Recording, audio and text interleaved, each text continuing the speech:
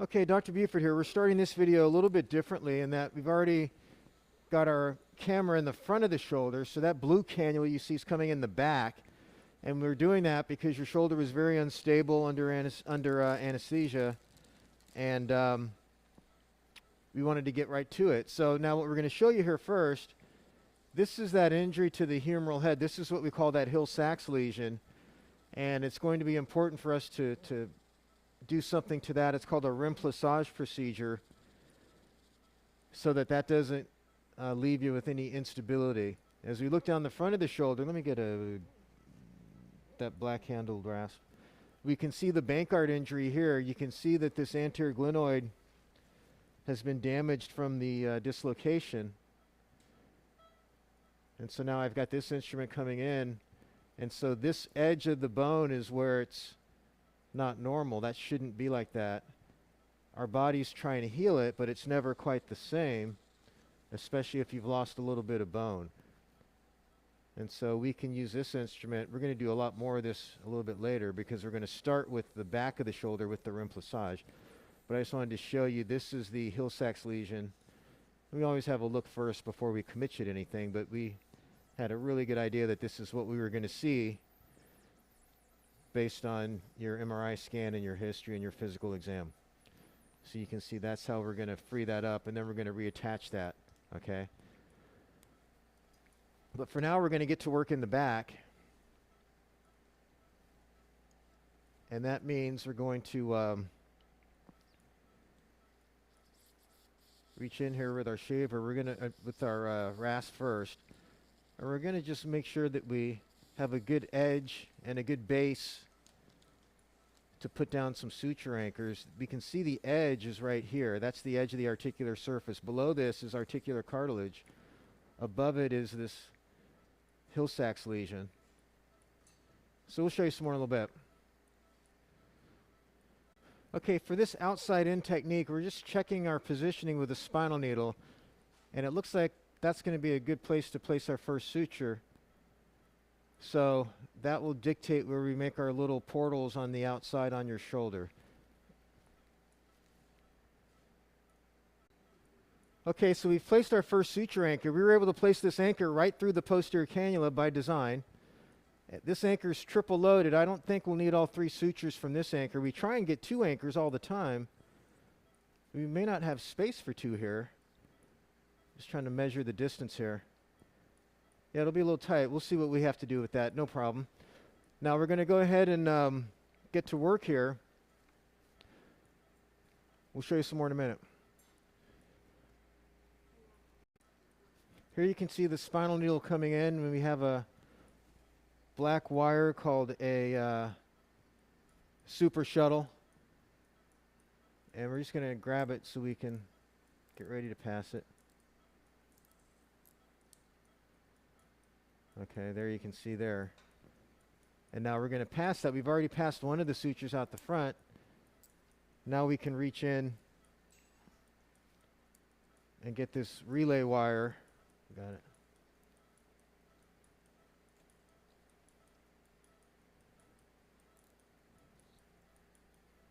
Go ahead and pull the spinal.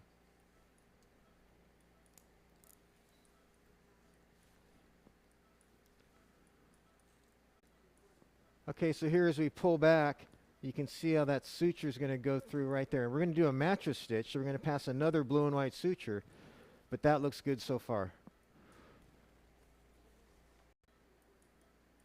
Okay, so here we are passing the second blue and white suture.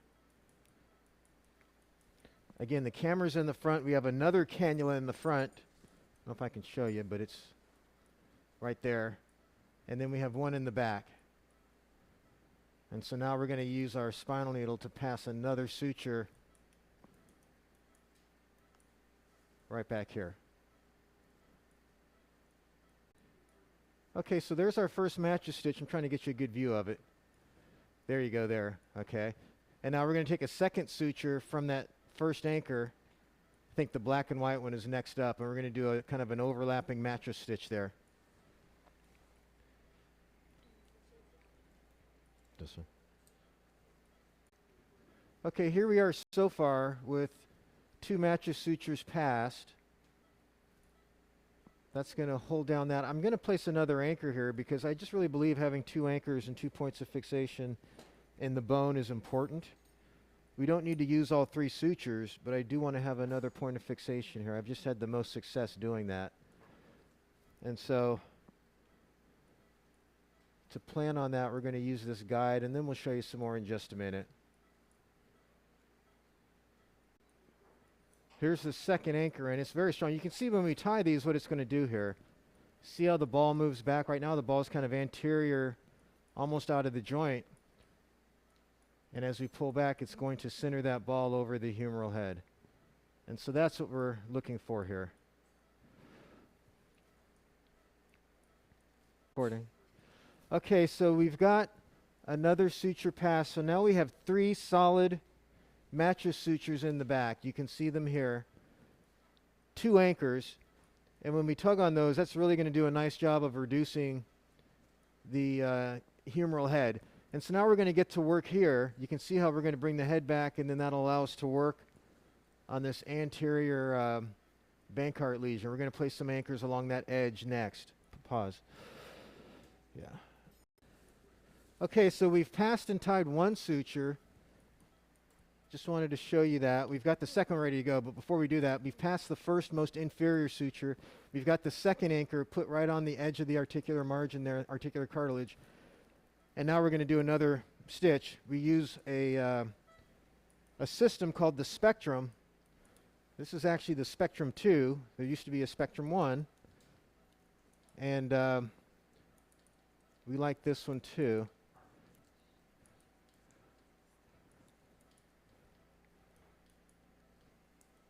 So once we get our cannula in position, then you'll see the hook come down. There's the hook.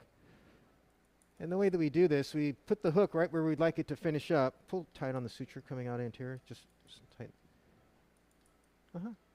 Great. Okay, so we know we want to finish right about here.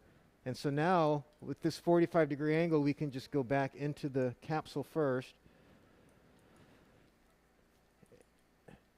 We'll take a 2-step process. We'll show you when we're done. Okay, so there's the tip of the hook coming through. And now we'll go ahead and collect that and tie another knot. Okay, so here's our 3 anterior sutures from 3 separate anchors. That looks good. See, we've reconstructed the wall in the front. That goes part of the way towards getting the humeral head reduced over the glenoid. See that? But now the rest of the story is going to be to tie these remplissage sutures in the back. So now we're going to go back. We're going to take out the cannula, and we're going to tie these sutures one at a time, and we'll show you when that's done, because it'll be hard to see back here. Just get an idea now. This is how much space you have in the back. Once we tie those sutures, that space should be pretty much eliminated. Okay, so we've finished tying the remplissage sutures. You can see how that's completely kind of imbricated into the defect. That little rough edge there, that's the portal that actually gets sealed over. I don't think we need to put an extra stitch in that. That's going to heal just fine. And then there's our bankart down the front. And as we pull back, we can see that humeral head looks like it's nicely centered over the glenoid. So remplissage in the back, bankart in the front. Okay, so this will be the end of the video, okay? This will get you back on the road to recovery here. Bye-bye now.